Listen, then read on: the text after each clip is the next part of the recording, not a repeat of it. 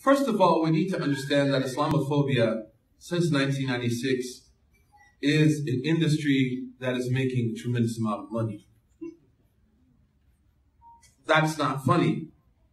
That's something to be taken seriously. If we supported our religious scholars and leaders, institutions, with the amount of money that the Islamophobes support those who represent them, our community would be in a very different position, and we have that money.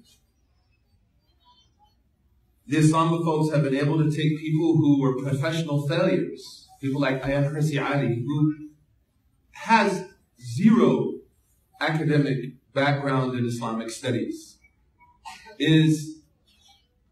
has been proven time and time again to be a committed liar, even lying about her immigration status and being kicked out of a country.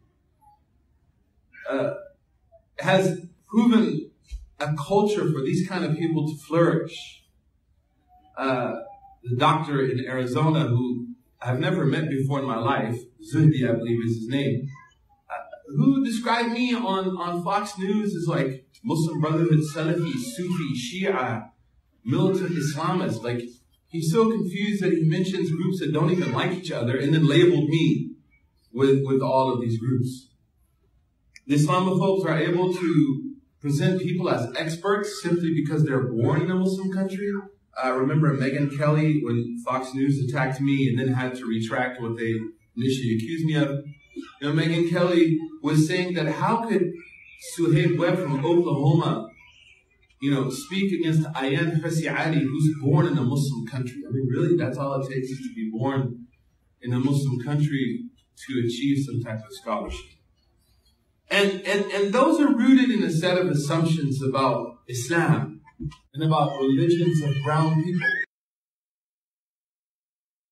that we have to be honest about on the part of Orientalism and more recently through the lens of white privilege in this country that allows that privilege to approach any group outside of that privileged group with a set of assumptions. One of them being that the other group is backwards. Number two, that the other group does not have a history of scholarship. Number three, that the subject in this situation is somehow correct. And this is a problem in this country. And the rhetoric of this problem is found through people like Donald Trump, who's a router, as Tavis Smiley says, for the most toxic aspects of America. So it's interesting, as someone who is a specialist in Sharia, my scholarship is in Sharia. I spent 7 years working and studying in Egypt, and then 10 years before that. I find it absolutely incredible that when I watch the media or I listen to talk radio or I even look at some of the books that are written in the bookstores or on Amazon, very few of them are written by people who have any type of academic accomplishment. You could just start with the Quran, right? One of the first conditions for being someone who interprets Sharia and speaks on Sharia is to at least memorize the verses of Ahkam.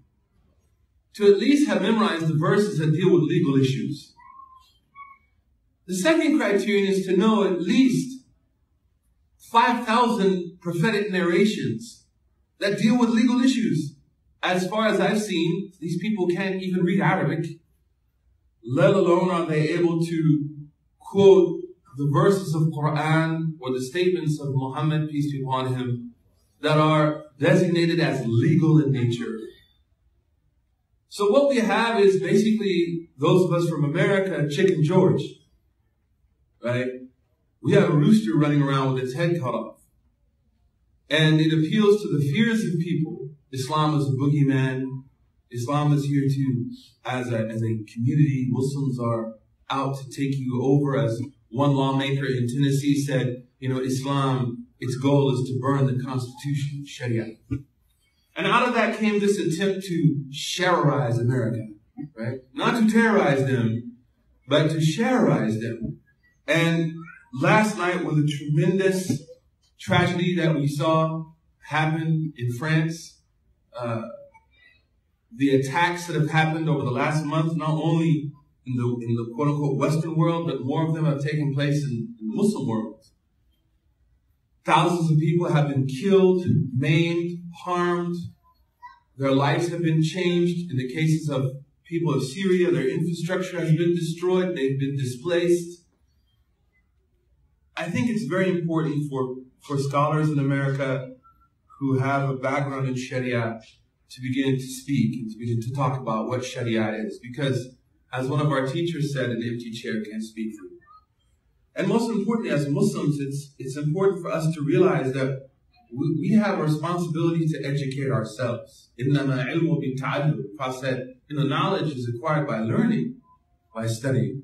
And I really implore, people at churches, right? If you're inviting a specialist on Sharia or synagogues, or if you're watching someone on Fox News or CNN, someone's written an op-ed, to request them their credentials.